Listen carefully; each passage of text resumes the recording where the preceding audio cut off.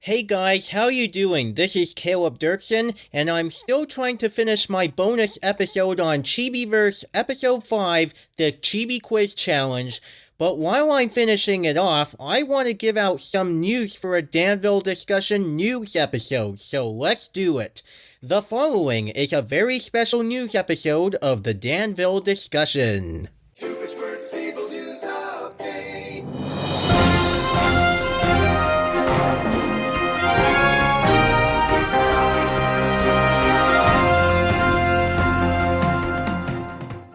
On 10 select nights from November 11th to December 20th from 8:30 p.m. to 12:30 a.m., and it's already going on as I'm recording this, Disney's Hollywood Studios at Walt Disney World, Florida is hosting a new holiday event called Jollywood Nights, which also has a section called the Animation Courtyard at Echo Lake, lined up with meet and greet characters including Mickey, Minnie, Donald, Daisy, Goofy, Pluto, Max Goof in his Powerline outfit from a Goofy movie, Chip and Dale, and Phineas and Ferb, which the latter pair marks their return to Walt Disney World since 2021. And all these characters will have their own Christmas tree, which is nice to see, so if you're at Walt Disney World and you want to check this out at Disney's Hollywood Studios, go right ahead. Now, for our next subject. I hate to have to do this again, but you know, it's times like this where I think to myself, in your face, Elon Musk supporters, I was right about Elon's management of Twitter all along. I'm smart, you're dumb. I'm big, you're little. I'm right, you're wrong. And there's nothing you can do about it. Now, what else is there even to say about how Elon Musk is running Twitter? Do I really need to go into further detail to explain how bad it's gotten, especially with that rebrand to X? This era of Twitter is hot garbage. It sucks. I know it sucks, you know it sucks. Everybody with even remote intelligence knew it was going to suck the second it was announced that Elon Musk would buy Twitter for billions of dollars. And the people who are stupid enough to actually think it was a good idea are only simping for whatever idiotic corporate decisions Elon is churning out every day. If you've seen my thumbnail edit of Simpsons Elon Musk from a previous news episode, he truly has made it his new motto, the sky's the limit when you don't give a crap one bit, especially when it comes to restructuring a social media platform that doesn't need it for a large variety of trash-eating, brain-dead morons that we call our users. But now, apparently, Musk has more changes coming to Twitter, and they are so bad. Specifically, he's going to be removing hashtags from Twitter X. Might I ask, why? That's one of the key things that makes it easier to find specific tweets. Why remove hashtags? And once again, every mentally functioning human being that I've seen on Twitter, they gave this decision massive backlash, and one of my friends who runs a gimmick account called Out of Context Simpsons Couch Gags, which is dedicated to tweeting random clips from The Simpsons, he made a meme of Lenny Leonard, one of the characters in the show, suspecting Homer Simpson about to do something stupid, except Homer's head is replaced with a photo of Elon Musk's head, using it every time Elon does something stupid. Get ready, everybody. He's about to do something stupid. Which really makes sense when you do think about it, because everything that he does in the business is not only stupid, but also tasteless. It's the perfect word to describe Elon Musk today. After the years of corporate garbage that he has sent us at Tesla and Twitter, he is purely and utterly tasteless and has no place in society. That's all his product is in general. He only does tasteless products. And what makes this even worse is that I've heard that a lot of companies are suspending their advertising on Twitter X in the wake of Elon Musk's amplification of a recent anti-Semitic post. Yes, apparently, Elon Musk is an actual bigot as well as a corporate idiot, so much so that companies like Disney, Warner Brothers Discovery, Apple, and IBM are no longer showing their ads on Twitter. Like, this is really infuriating what Elon Musk is doing right now, and especially with his bigotry and anti-Semitism in that recent post, I really do see him being tried in court and sentenced to prison with no business left. Just looking at Twitter right now, they really are in a bad spot because of him. With Elon Musk, his reputation is pretty much dead in the water. The big thing to take away from this news with Elon Musk, it is honestly shocking right now that he is proving that I am right about everything I've said about him on this very podcast. It's utterly shocking, but it's true. It really does describe perfectly how Elon Musk is. He has no care about his reputation or his critics, even beyond his blatant incompetence. He only cares about making money off of all the bad decisions he makes, and everybody hates him. And I'm pretty much slowly getting ready to leave this hellstew of a website in favor of other platforms because of all this. So that's the thing. Like, good luck taking away hashtags, but Elon, with your anti-Semitic beliefs and all of your other bad decisions that you've made since you joined Twitter, you are still a tasteless criminal nonetheless. Suck it up and grow up. You ruined Twitter. Alright, let's lighten things up now, in which I shall be talking about Hamster and Gretel. And the next Hamster and Gretel episodes, which are airing in December, are the last 2 episodes of Season 1, which will bring the season's total number up to 30 episodes as intended by Dan Povenmire himself last year. My source comes from the Disney TV Animation News page on Tumblr, and these episodes are airing the first 2 Saturdays in December at 10 a.m. Eastern Pacific on Disney Channel. So, from my source, here are the titles and synopsis of the final Season 1 episodes. On Saturday, December 2nd, we'll be getting Flake It Till You Make It. Hamster and Gretel encounter a flaky villain who has the power to turn to flakes. I don't know what kind of flake specifically, but I'll see it for myself. Game Changer. Fred, Kevin, Hiromi, and Anthony compete in a video game tournament. And finally, on Saturday, December 9th, we have the big, the ultimate, the Season 1 finale, Exclamation Strikes Back, Parts 1 and 2. Professor Exclamation traps Hamster and Gretel and takes away their powers. Yes, after some rare occurrences on the show where Professor Exclamation is the main villain of an episode, it all comes to this. From his first appearance in Empower Failure to this episode. So if you're a US resident who watches Hamster and Gretel, then be sure to set your DVR and check out these last 2 Season 1 episodes on those 2 Saturdays at 10 a.m. Eastern Pacific on Disney Channel. And finally, for Caleb's Catch of the Week, let's talk about the recent Phineas and Ferb revival updates.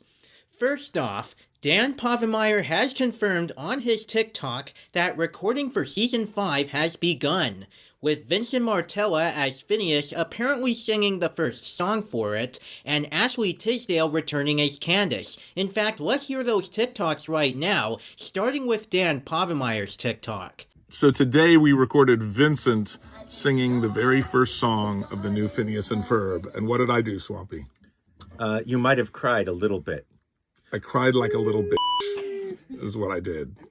And this time I didn't. Got a little bit. So Which I, is I weird. have one in the bank now. Which is weird. It's really It's weird. usually him. It's usually him. But I was like, I miss these guys so much. I'm so excited for you to see it. They're very missable. If you listen closely, that was Vincent singing as Phineas, and according to Jeff Swampy Marsh, it made Dan feel emotional, just happy with tears of joy that they're doing more. I don't know exactly what Vincent sang in the lyrics, but I'll find out when the first new episode arrives. Next, let's hear the recording session of Ashley Tisdale's return as Candace Flynn. Mom! Oh, wait. Phineas and Ferb are doing another season! It didn't work. Hold on. She hit the wrong button. Take 2. She may have hit the right button. I don't know. I was just chucking her under the bus, because, you know. Oh my god. Okay, go. Mom! Phineas and are doing another season. That was a really fantastic session right there, and even years later, she still got it as Candace in my opinion. At first I thought she left the franchise because in the broken karaoke music video for Ways We Feel Anxious, which is a parody of Ways to Be Wicked from Descendants 2, featuring of course Candace, Gloria Sato from Big City Greens, Marcy Wu from Amphibia, and Libby Stein-Torres from The Ghost of Molly McGee. In that video, Candace was voiced by Shelby Young, and I don't know about you guys, but her voice sounded slightly off in there for me. Now, I still think Shelby Young was trying to do her best impersonation of Ashley Tisdale's Candace. It's just that there's something about that voice that doesn't have as much of that pizzazz that Tisdale would put in there. But either way, I'm happy Ashley Tisdale is back once again, since she'll always be the definitive voice of Candace to me. As for that line she said, I'm wondering if the first episode is going to include that particular twist on the gag in the theme song. You know, when the theme song ends, she would usually point out to Linda that Phineas and Ferb are making a title sequence, and there have been some more variations of it on occasion, where for Christmas Vacation, she would say that they're making a Christmas special, or for the later Halloween specials, she would say that they're making a Halloween special. Even on some of the DVDs, she would say that the brothers are making a DVD menu, and in Mission Marvel, Spider-Man tells Aunt May that Phineas and Ferb are making a crossover. So I'm wondering if that's gonna happen when the time has arrived.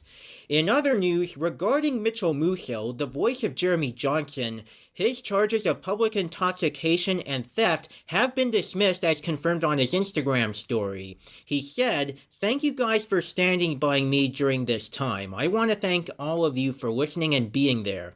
Sorry I couldn't talk about it. Had to wait till the truth came out."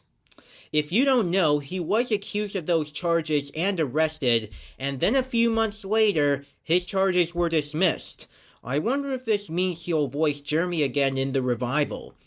Next, I was watching another TikToker YouTube short from Dan Povenmire, in which he shows Joanna Hausman decorating Shane's cubicle, and this Shane is Dan's assistant on the new Phineas and Ferb seasons, and in one shot with Shane, behind him, I see Dan's first name spelled in the style of Doofenshmirtz, Perry, and Phineas, as well as the Japanese logo of Milo Murphy's Law, a cutout of Diogi, and tags of Hamster and Baljeet, and then suddenly, I spied some diagrams with Candace turned into a cow.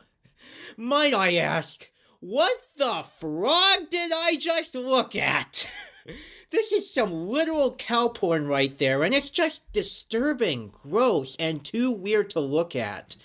But I am very sure that it's just some weird fan art put on the wall as a joke, because the same thing goes for that Mom Holy image that was also on the crew's wall during the original run.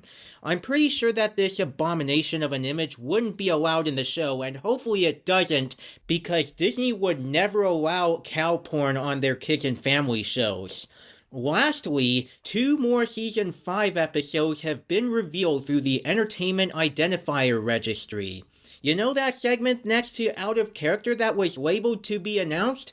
Well, now that segment has been revealed, and it is called The Candace Suit. So it's gonna be centered on Candace, obviously, but I don't know what it's fully gonna be about yet.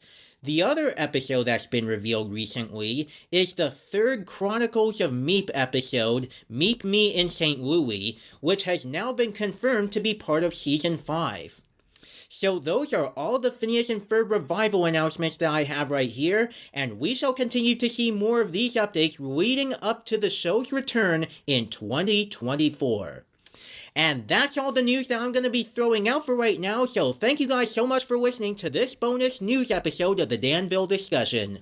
As for me, you can find me on my Facebook page at Real Caleb Dirksen, on Twitter, Tumblr, and TikTok at Caleb Dirksen2 with the number 2 at the end and all in lowercase, on my alternate Twitter page at Caleb the PNF Guy, on Instagram at Caleb.Dirksen for my main page or at Caleb Flynn Fletcher for my alternate page, on Threads at Caleb caleb.dirksen, on DeviantArt at calebdirksen20, and on Blue Sky Social at calebdirksen2.bsky.social, where I'll send you an invite code on any other social site to let you in. You can also find me on Discord by entering the username Caleb Dirksen, all in one word and all in lowercase. And if you go to the invite link in the description below, it'll also invite you to my Discord server so that you can talk with me about anything, including this podcast or my other content. You can also find me on YouTube, just search for Caleb Dirksen and look for the icon of me as a soldier. And if you want to support my work and get some great rewards at once, which includes getting access to my content before anyone else, including my videos, my podcast episodes, and whatnot, then you can become a patron at patreon.com/Caleb Dirksen.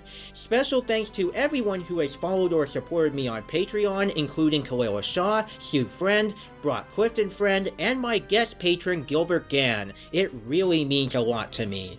As for this podcast, we are available to listen on Apple Podcasts, Amazon Music, Audible, Good Pods, Google Podcasts, Spotify, iHeartRadio, and you can also find us on Spotify for podcasters by using your Apple or Android device or going on the web at anchor.fm/Caleb-Dirksen, and it'll take you directly to the Danville discussion page on Spotify for podcasters.